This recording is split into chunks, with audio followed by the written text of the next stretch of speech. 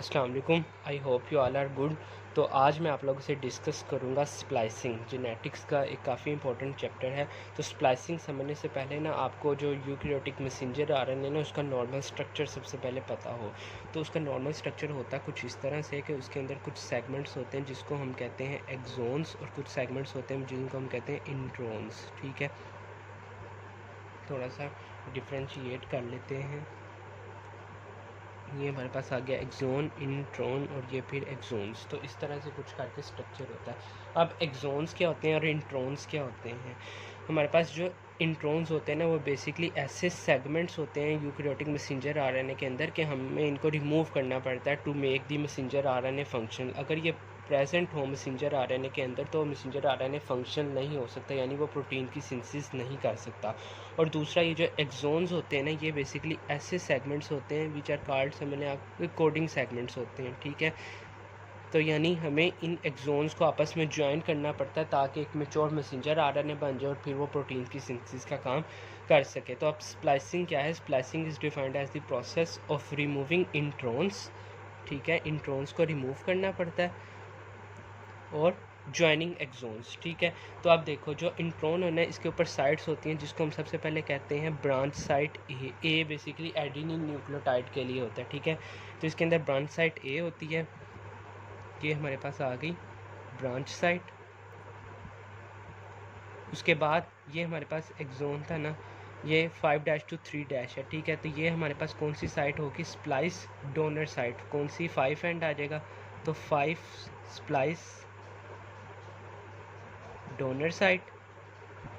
और ये हमारे पास 3 एंड है, तो यहाँ पे हमारे पास ये आ गया हमारे पास 3 स्प्लाइस एक्सेप्टर साइट।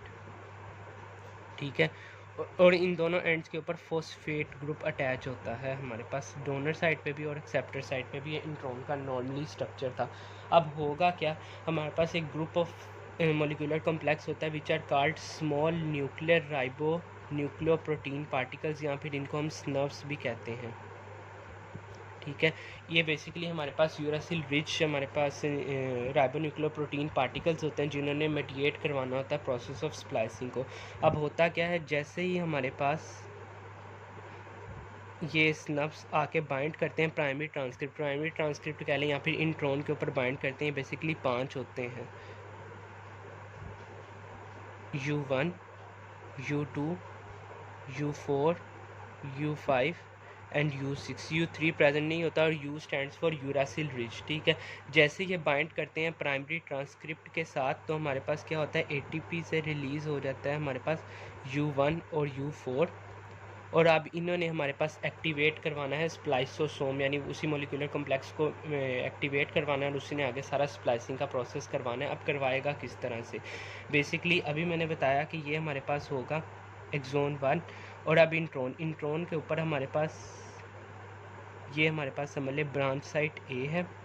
ठीक है, और आगे ये इसका फॉस्फेट एक इधर अटैच था, एक ये दूसरा हमारे पास स्प्लाइस आ गई एक्सेप्टर साइट। ये स्प्लाइस डोनर साइट थी, वो 5 एंड एक्सोन का उसी तरह, और यहाँ से आ गई ये 3rd एंड एक्सोन 2 का प्रेजेंट है। अब हमारे पास जो ये ब्रांच साइट ए होती है ना इसके ऊपर OH ग्रुप प्रेजेंट होता है। अब इस OH ग्रुप ने अटैक करना है phosphate of the splice donor side. ठीक है, इसने उसके ऊपर अटैक किया और हमारे पास एक बॉन्ड बना लेगा आपस में। ये हमारे पास एक्सोन उसी तरह से रहा, ये फ्री हो गया। अब ये हमारे पास जो ब्रांच साइट ए थी इसके दरमियान और ये फॉस्फेट के दरमियान इस तरह से एक बॉन्ड बन गया, क्योंकि इसने OH ग्रुप ने इस पर अटैक किया तो ये बॉन्ड बन गया। और बाकी ये जो फॉस्फेट था वो इसी तरह इधर प्रेजेंट रहेगा और इसके साथ एक्सोन 2 प्रेजेंट रहेगा एट दी 3rd साइड। दोबारा से एक दफ़ा इसको लेबल कर लेते हैं।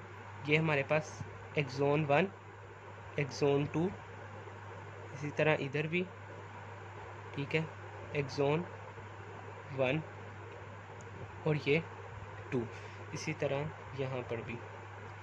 अब हमारे पास क्या होगा कि ये जो था हमारे पास 3, ये 5 एंड था एक्सोन 1 का, ये 3 एंड, तो ये हमारे पास 3 एंड फ्री हो गया जो कि OH ग्रुप यहाँ पे प्रेजेंट है। अब ये जो फ्री OH है हमारे पास 3 एंड का, इसने अब क्या करना है, अटैक करना है phosphate 5 at the splice acceptor side. इसने इसके ऊपर अटैक करना है और यहाँ पे क्या करेगा, इसका बॉन्ड तोड़ देगा और ख़ुद अपना बॉन्ड बना लेगा एक्सोन 2 के साथ। तो यहाँ पे आप क्या होगा, हमारे पास ये जो इंट्रॉन था ये बिल्कुल ही सेपरेट हो जाएगा, यहाँ से निकल जाएगा इन दी फॉर्म ऑफ अ लेरियट। लेरियट कहते हैं एक रस्सी की तरह का सेगमेंट बन जाना। तो ठीक है, तो ये रस्सी की शेप का बन गया, ये हमारे पास इंट्रॉन निकल गया, ठीक है, एक्साइज्ड हो गया। और जो बाकी पीछे हमारे पास एक्सोन बचे थे, एक्सोन 1 और ये एक्सोन 2, इन्होंने आपस में क्या कर लिया, ज्वाइन कर लिया थ्रू अ फॉस्फोडाइएस्टर बॉन्ड। ये 5 एंड था तो ये 3 एंड था। अब ये हमारे पास एक मेच्योर मैसेंजर आरएनए बन गया जो कि हमारे पास प्रोटीन सिंथेसिस को मेडिएट करेगा। तो ये सारा प्रोसेस था, process of removing introns and joining exons together is called splicing. तो ये आपने अच्छे से करना है, काफ़ी इंपॉर्टेंट टॉपिक है, कोई मसला हो तो आप पूछ सकते हैं। Thank you so much.